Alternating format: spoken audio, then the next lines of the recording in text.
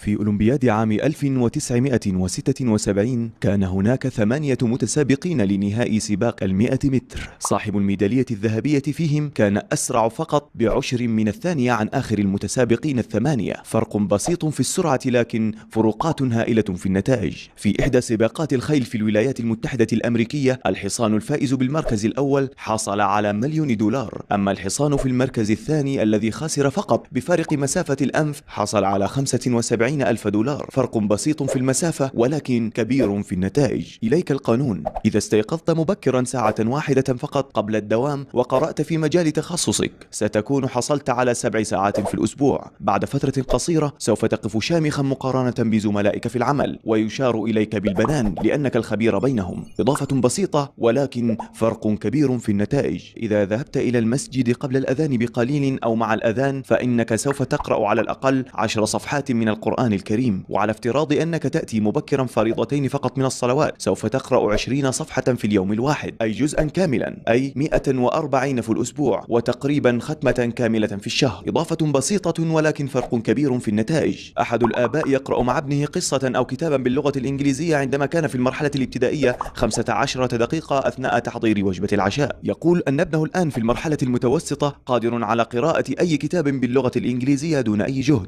نعم، إضافة بسيطة من الوقت ولكن فروقات كبيرة في النتائج.